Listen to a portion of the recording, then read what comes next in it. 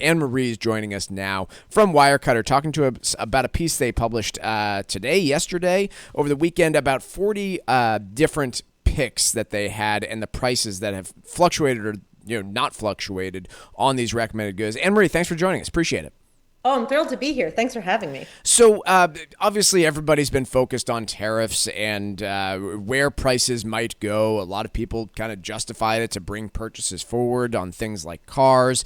You guys at Wirecutter have been pretty steadfast in your opinion. Hey, not necessary, and we don't, you don't need to front run this stuff and buy these goods in reaction to prices increasing. But tell us about the study that you did. What did you look at, and how long did you look at prices for?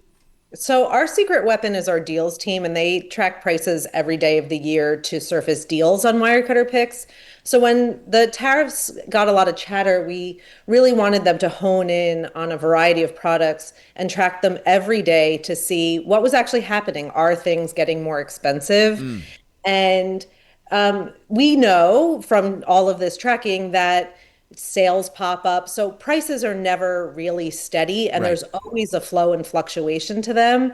But there's this perception that everything's getting more expensive. And so that's what we're really digging into is at this point in time, is everything getting more expensive? Now, for those folks that aren't familiar, Wirecutter, goes out and reviews all sorts of different products. Is there a special? I mean, I feel like it started with technology products, but I see olive oil and all sorts of things listed here. What does Wirecutter go out and actually review?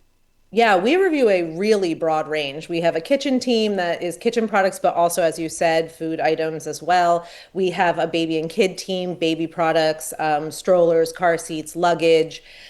We do have a very robust tech team, smart home. And then we're really moving into beauty coverage and style coverage. So we really are touching almost every area of the home at this point. Yeah, it actually it causes a bit of friction in my household. I won't buy anything in my house when my wife brings it up without checking out Wirecutter. So it's an expansive list. But when you took a look at these, do you have a sense for, of the 40 products you looked at, how many of them are manufactured in the United States? Was there any sense of, I assume a lot of them were not when you speak of things like, kitchen items, instant pots, olive oils, things like that. Was there a significant list of these that were actually manufactured in the U.S. to your knowledge? We really wanted to look at a variety. So we picked products that are specifically made in Canada and shipped here that have factories in Canada. We really wanted to use a lot of different objects as emblematic of a larger issue. Our tech team and our baby kid team have been the most concerned about tariffs because the majority of what they recommend is made in China. So what did you actually find over the course of these 60 days when it came to price fluctuations? You know, not that much has changed yet. And the reason for that is complicated and nuanced, but things did not change as much as we thought they would. We really thought that manufacturers and retailers would come out ahead of it and preemptively raise prices. And that hasn't really happened. And the other thing that we found is even though a handful of our picks did raise in price. Some of them were on perma sale, so you were still paying something inexpensive. So I'll give you an example: an LG refrigerator that jumped in price significantly, but the sale price was still $1,600. So as a consumer, you were still buying it for $1,600, but the price of steel, and that is really what is causing a lot of this right now. The pause on the tariffs, we're looking at July 9th as the next sort of milestone that could potentially further raise prices. But what we really saw was that it wasn't necessarily the products that we tracked, but it was some of the products we didn't track. And because the deals team is always tracking these prices, I have a really good example of this. So we picked a Lisa mattress that we really like as the thing to track every single day, and that didn't raise in price.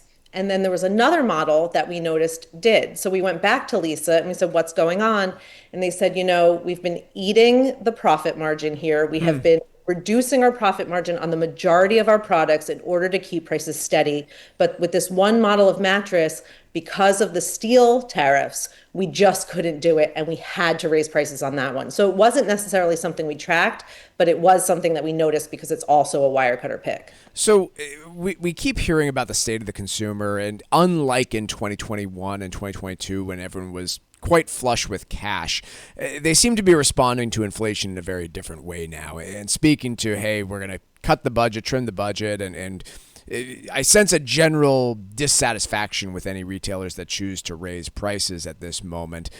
Is that what you think we're seeing here? Is it kind of a game of chicken with these retailers who are saying we just can't be the first to market on these price increases, or is there something else afoot here? That's 100% it. That is definitely the feeling out there. Manufacturers have told our reporters directly that they just cannot feel like they can raise prices right now. They don't want to be the first one out of the gate. And the larger manufacturers or the multi-merchant retailers, those people are able to insulate themselves a little bit better from these price hikes. It's the direct to consumer goods and it's small businesses that are really being hurt because they don't have the margins to be able to not increase their prices. So they are the ones that are really being forced to increase their prices, and they're a little concerned that they're going to go out of business. Yeah, that speaks to something there, right? When you think about big versus small companies, you wonder, is your sense that we have a continued divergence here of the Walmarts versus the mom and pop retail stores who are able to absorb these things? The smaller businesses just don't have the leverage. They don't have the ability to, jump ahead on supply lines and things like that. And they also, more often than not, were not able to import goods before the tariffs took effect. So the larger retailers were able to bring goods in, warehouse them stateside, and then you aren't subject to those increased tariffs. Now, in the next few months, when the stock that is held stateside dwindles, that's when we're going to start getting concerned.